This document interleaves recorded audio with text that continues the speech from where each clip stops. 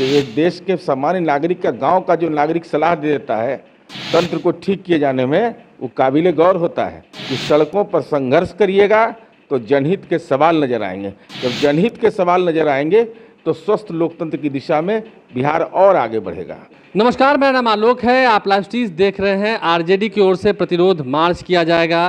कांग्रेस भी प्रतिरोध मार्च कर रही है। बढ़ती हुई महंगाई, भ्रष्टाचार और बेरोजगारी के मुद्दे पर अब सड़कों पर विपक्ष उतरने की तैयारी में है। इस वक्त हमारे साथ नीरज कुमार, जो कि जेडीयू के मुख्य प्रवक्ता हैं, तेजस्वी यादव तैयार हैं, सड़कों पर उतरेंगे, पैदल मार्च करेंगे।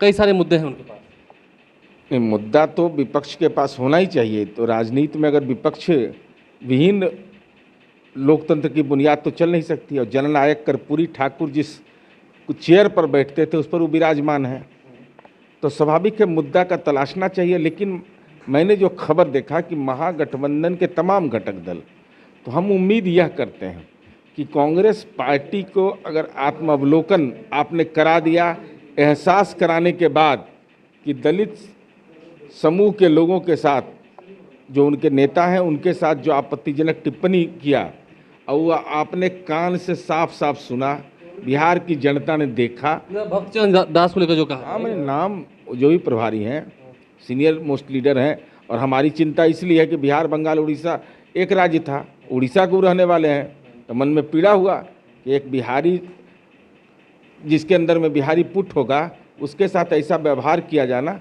खैर ये उनका विषय है, वो जाने।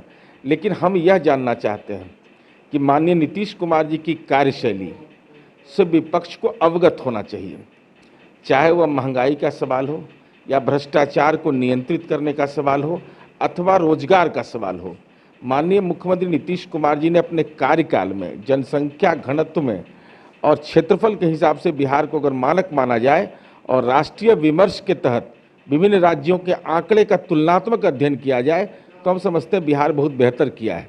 और ऐसी स्थिति में हमारी उम्मीद यह है कि विपक्ष को वैकल्पिक एजेंडा बताना चाहिए कि भाई हमको, मतलब क्या, मतलब साफ तौर पर कि हमको मौका मिलेगा तो हम महंगाई को ऐसे नियंत्रित, जैसे हम 85% गरीब लोगों को राष्ट्रीय खाद्य सुरक्षा मिशन के तहत राशन कार्ड दे दिए, तो आप बताइएगा ना भाई, क्या हम राशन कार्ड दिए, आप और क्या करिएगा। तो उन्होंने तो कहा था चुनाव में कि हम 10 लाख नौकरी देंगे। अब नौकरी देंगे उस समय बोले, कल जहाँ तक मैं सुन पाया, हो सकता है मैं गलत ही सुना हूँ, कल उन्होंने कहा कि हम रोजगार देंगे। तो रोजगार और नौकरी दोनों में अलग अलग चीज़ है। नौकरी संगठित क्षेत्र में देना है, रोजगार स्वरोजगार का भी माध्यम हो सकता है। इसलिए दोनों के बीच अंतर हमको समझ में नहीं आता है। हम लोग तो साधारण परिवार से पढ़ करके आए हैं, लेकिन नौकरी और रोजगार में अंतर होता है। कृपा करके इसको स्पष्ट करिए। अब वो कह रहे हैं कि पैदल मार्च करेंगे, दिन में रथ से भी घूमेंगे। अरे घूमना चाहिए भाई। विपक्ष की भूमिका में अगर नहीं घूमिएगा तो आपको कैसे एहसास होगा कि जलवायु में क्या परिवर्तन हो रहा है, कि जल जीवन हरियाली क्यों नीतीश कुमार जी को करना पड़ा, क्यों इस बात का आपको एहसास होगा कि नीतीश कुमार जी ने सड़कें कैसी बनाई है। रात के अंधेरे में भी घूमिए एकदम निर्भीक होकर बिहार में, जनता की अदालत में जाइए और कहिए कि हम इससे बेहतर काम करेंगे। केनीतीश कुमार जी तो सड़क ला दिए, बिजली ला दिए, जो भी बन पड़ रहा है सरकार के हर तबके की सेवा कर रहे हैं। हम क्या करेंगे, केवल कमी नहीं।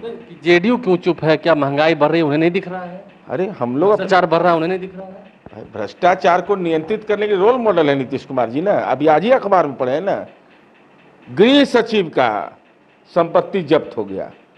ऐसा देखे होंगे कहीं? डीजीपी इस बिहार के अंदर में रहे, उनकी संपत्ति हम लोगों ने जब्त किया है। तो आर्थिक अपराध इकाई प्रतिदिन यह काम करती है। हाँ, और इसको कैसे बेहतर किया जाए यह सलाह देते तो बेहतर होता। रोजगार की दिशा में आप यह सलाह देते कि आप यह काम करिए। हम तो Bihar public service commission, technical service commission, police अवर सेवा आयोग, सारे आयोग हमने बनाया। आप यह बताते कि इसको और कैसे बेहतर किया जाए। सलाह देंगे तो आप लोग ध्यान देंगे, चाहते हैं क्या हम सलाह दें? भाई सलाह किसी का भी, एक देश के सामान्य नागरिक का, गांव का जो नागरिक सलाह दे देता है तंत्र को ठीक किए जाने में, वो काबिले गौर होता है, वो अपने अनुभव के आधार पर करता है।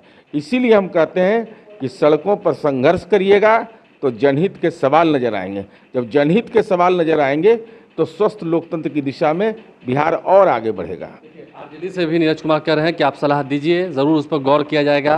बहरहाल प्रतिरोध मार्च पर जेडीयू का क्या पलटवार रहा हमने आपको सुनाया है।